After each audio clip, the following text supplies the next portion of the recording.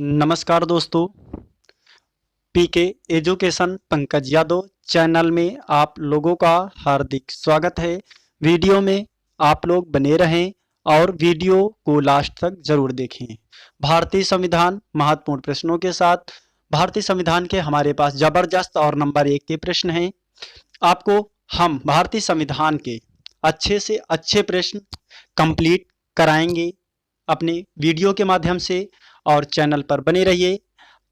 जैसे कि हमारा भारतीय संविधान का पहला प्रश्न क्या है, देखिए अपने मोबाइल स्क्रीन पे लिखा है, प्रथम लोकसभा अध्यक्ष कौन था। प्रथम लोकसभा अध्यक्ष कौन था? तो जीवी मावलंकर थे। कौन थे? जीवी मावलंकर थे। उसके बाद ध्यान दीजिएगा, हमारा दूसरा प्रश्न आपके मोबाइल स्क्रीन पे ये रहा, लिखा है, संविधान सभा की प्रथम बैठक कब हुई थी। संविधान सभा की प्रथम बैठक कब हुई थी? तो कब हुई? 9 दिसंबर 1946 को हुई। कब हुई? 9 दिसंबर 1946 को। तीसरा प्रश्न देखिए, लिखा है, भारतीय संविधान में नागरिकों को कितने मूल अधिकार प्राप्त हैं। यानी कि भारतीय संविधान में नागरिकों को कितने मूल अधिकार प्राप्त हैं। तो भारतीय संविधान में कितने मूल अधिकार नागरिकों को प्राप्त हैं? तो 6 मूल अधिकार भारतीय संविधान के नागरिकों को प्राप्त हैं। उसके बाद हमारा साथ देखिए अगला प्रश्न लिखा है, अनुच्छेद 69। यानी कि अनुच्छेद 69 में क्या है? अनुच्छेद 69 में क्या है? तो संसद का गठन है। अनुच्छेद 69 में संसद का गठन है। उसके बाद देखिए अगला प्रश्न क्या है, 2 बार कार्यवाहक प्रधानमंत्री के रूप में किसने कार्य किया। तो किसने किया? किसने किया? तो गुलजारी लाल नंदा ने किया। किसने किया? गुलजारी लाल नंदा। अगला प्रश्न है हमारा, कानून के समक्ष समान संरक्षण वाक्य कहां से लिया गया। कानून के समक्ष समान संरक्षण वाक्य कहां से लिया गया। तो कहां से लिया गया? संयुक्त राज्य अमेरिका से लिया गया। कहां से लिया गया? संयुक्त राज्य अमेरिका से लिया गया। अगला प्रश्न आपके मोबाइल स्क्रीन पे, भारत में किस राज्य के लोग दोहरी नागरिकता हैं। भारत में किस राज्य के लोग दोहरी नागरिकता हैं। तो किस राज्य के लोग दोहरी नागरिकता हैं? तो जम्मू कश्मीर। किस राज्य के? जम्मू कश्मीर के।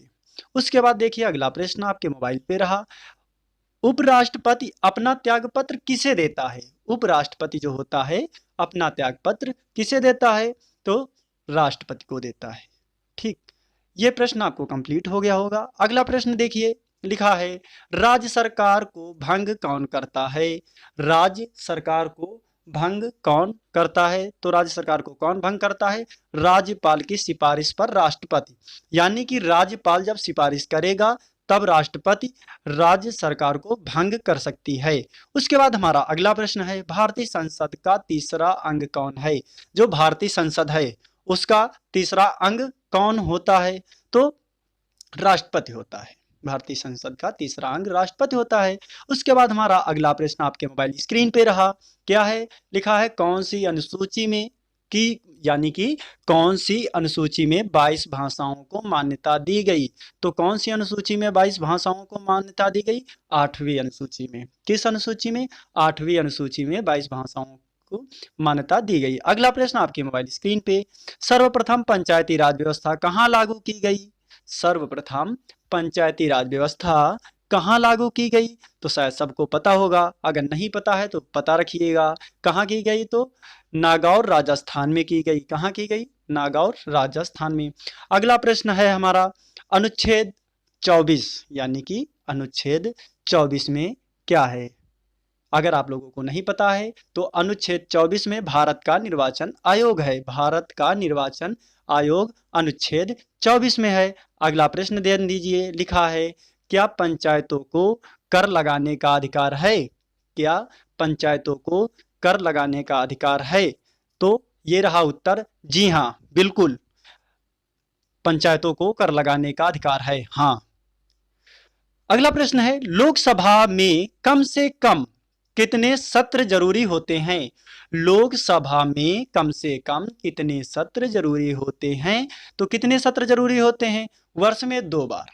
वर्ष में 2 बार। अगला प्रश्न ध्यान दीजिएगा, लिखा है लोकसभा का नेता कौन होता है, यानी कि जो लोकसभा होती है उसका नेता कौन होता है। तो लोकसभा का नेता कौन होता है, तो लोकसभा अध्यक्ष होता है। कौन होता है, लोकसभा अध्यक्ष। ठीक, उसके बाद अगला प्रश्न है, उड़ीसा राज्य का उच्च न्यायालय कहाँ स्थित है। उड़ीसा राज्य का उच्च न्यायालय कहाँ स्थित है, तो कहाँ स्थित है, तो कटक में। कहाँ है, कटक में। उड़ीसा राज्य का उच्च न्यायालय कटक में स्थित है, आपको पता हो गया होगा। अगला प्रश्न है, संगीत मंत्रिमंडल की बैठक का सभापति कौन होता है। संगीत मंत्रिमंडल की बैठक का सभापति कौन होता है, तो कौन होता है, प्रधानमंत्री होता है। कौन होता है, प्रधानमंत्री। अगला प्रश्न है हमारा, राज्यपाल की नियुक्ति कौन करता है। राज्यपाल जो होता है उसकी नियुक्ति कौन करता है, तो राष्ट्रपति करता है। कौन, राष्ट्रपति करता है। राज्यपाल की नियुक्ति कौन करता है। ठीक, उसके बाद हमारा अगला प्रश्न आपके मोबाइल स्क्रीन पे, संपत्ति का अधिकार किस अनुच्छेद में है। महत्वपूर्ण जबरदस्त प्रश्न, संपत्ति का अधिकार किस अनुच्छेद में है, तो अनुच्छेद 300 के का में। अनुच्छेद 300 का में है। ठीक, अगला प्रश्न है, राज्यसभा का पदेन अध्यक्ष कौन होता है।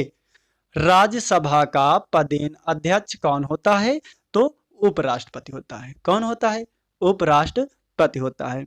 अगला प्रश्न आपके मोबाइल स्क्रीन पे ध्यान दीजिएगा, लिखा है वर्तमान सूची में कितने विषय हैं। वर्तमान जो सूची है उसमें कितने विषय हैं, तो 97 विषय हैं। आपको ये भी प्रश्न पता हो गया होगा। उसके बाद ध्यान दीजिए अगला प्रश्न, भारत के किस राज्य में सामान्य नागरिकता संहिता लागू है।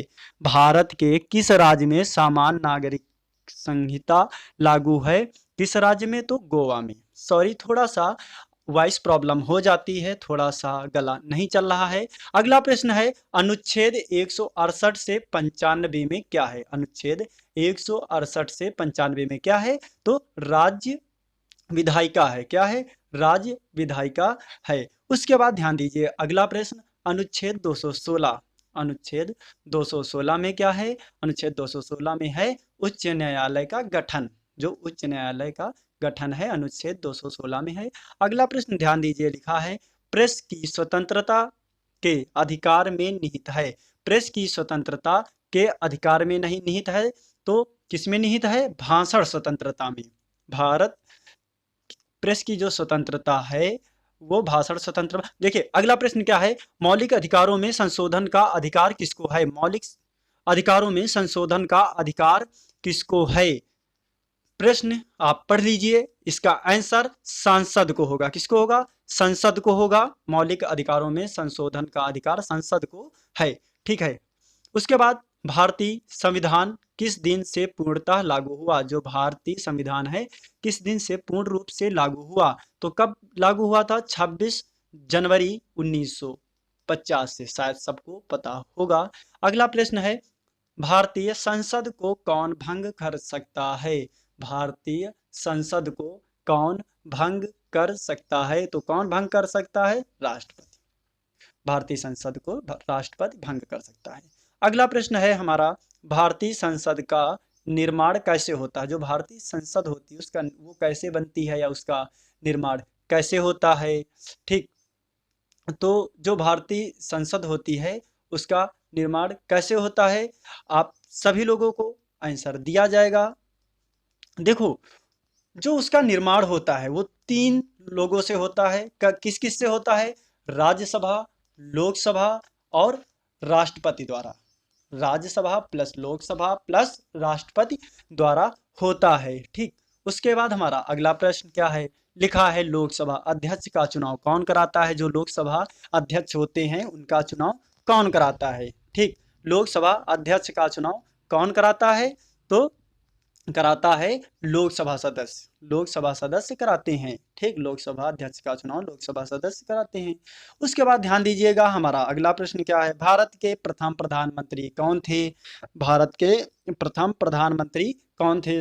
बहुत इजी प्रश्न, महत्वपूर्ण प्रश्न, शायद सबको पता होगा। कौन थे, तो जवाहरलाल नेहरू थे। कौन थे? जवाहरलाल नेहरू थे। ठीक, उसके बाद ध्यान दीजिएगा हमारा अगला प्रश्न, मध्य प्रदेश का उच्च न्यायालय कहाँ स्थित है? मध्य प्रदेश का उच्च न्यायालय कहाँ स्थित है? तो कहाँ स्थित है? जबलपुर में। जबलपुर में स्थित है। उसके बाद ध्यान दीजिएगा हमारा अगला प्रश्न है, लोकसभा अध्यक्ष का चुनाव कौन कराता है? जो लोकसभा अध्यक्ष होते हैं उनका चुनाव कौन कराता है? तो कौन कराता है? लोकसभा सदस्य कराते हैं। कौन? लोकसभा सदस्य कराते हैं। ठीक है, उसके बाद ध्यान दीजिएगा हमारा अगला प्रश्न, 75वें संशोधन में कौन सी अनुसूची जोड़ी गई? 75वें संशोधन में जब 75वां संशोधन हुआ तो उसमें कौन सी अनुसूची जोड़ी गई? कौन सी अनुसूची जोड़ी गई? तो शायद पता होगा, 11वीं अनुसूची जोड़ी गई। कौन सी? 11वीं अनुसूची जोड़ी गई।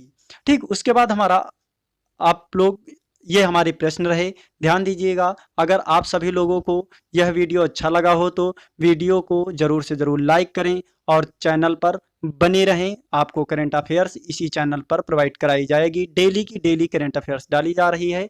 धन्यवाद।